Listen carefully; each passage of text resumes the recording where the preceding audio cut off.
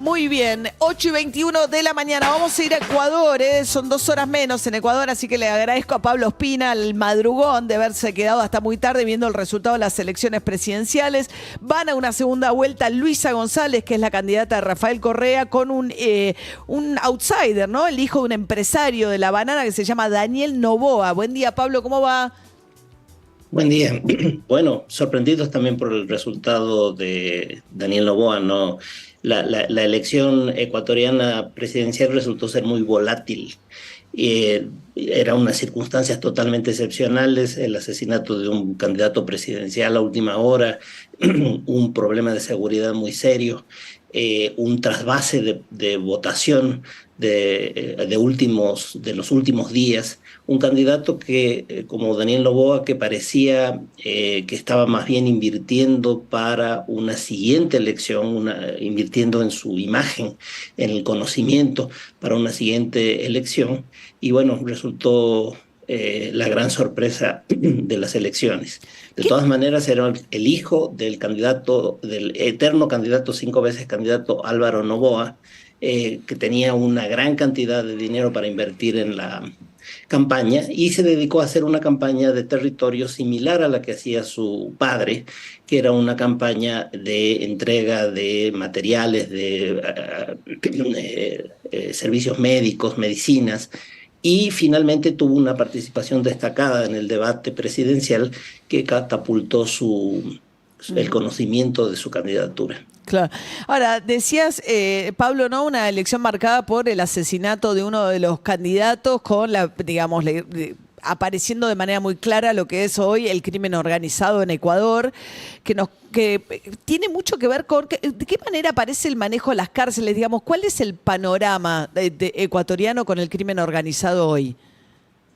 Bueno, el crimen organizado en Ecuador se empezó a transformar con la dolarización. La dolarización facilitó enormemente la instalación de grandes mafias que veían muy fácilmente la posibilidad de hacer lavado de dinero. Y entonces a partir del 2002, 2003 empezaron a instalarse los carteles mexicanos.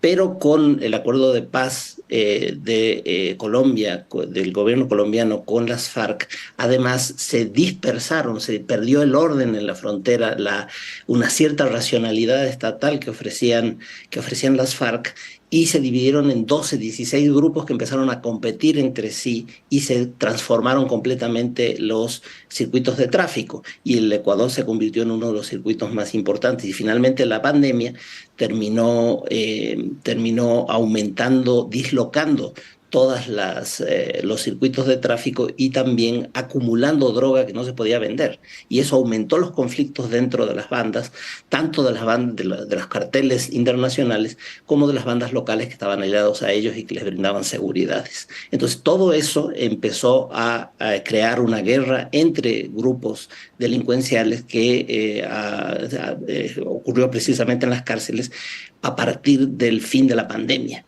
Precisamente en ese momento es cuando los grupos Mm, empiezan a disputar entre sí y se asesinan de manera con sevicia, ¿no? Con claro. mucha crueldad en las cárceles. Pablo, Luisa González es la que va a ir a segunda vuelta electoral con el hijo de este empresario que nos contaba. Ella es la candidata a Rafael Correa, que vive en Bélgica porque está condenado por corrupción y no podría volver a Ecuador sin que lo metan en la cárcel.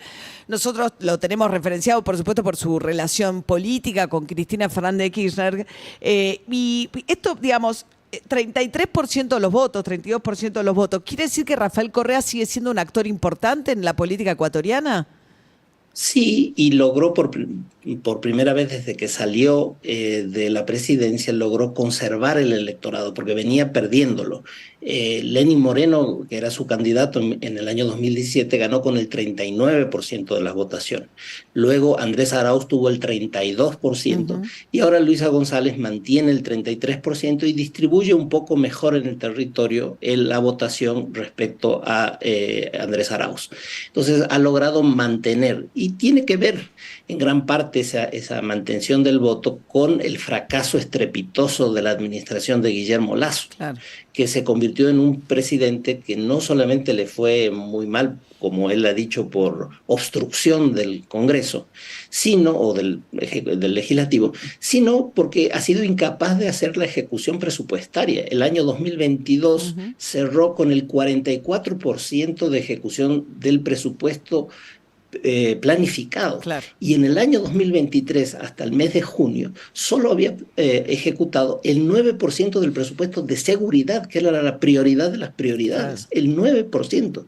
O sea, era una incapacidad manifiesta, una indolencia enorme que hacía ver, fortalecía, digamos así, la idea de que el pasado fue mejor. Y toda la campaña de Luisa González fue dedicada a decir que antes estábamos mejor. Claro, 2 años habrá durado el gobierno de Guillermo Lasso, nada más. Sí, 2 años. 2 años y un poco. Pablo Ospina, docente de la Universidad Andina Simón Bolívar en Ecuador. Gracias por el madrugón, además, Pablo, ¿eh? No, muchas gracias a ustedes. El nivel de volatilidad de la política que nos rodea, ¿no? Vemos, o sea, menos de 2 años, Guillermo Lasso, un íntimo amigo en realidad muy parecido a Macri. Un símil Macri, un empresario que se fue moderando, que tenía a Durán Barba como un símil Macri 2015, claro. ¿No? El de hoy, que se fue moderando. Con Durán Barba duró 2 años, tuvo que llamar a elecciones cuando estaba a punto de ser destituido por el Congreso. Rafael Castillo, ¿cómo? Pablo, decime. Pedro. ¿Cómo anda, Juan?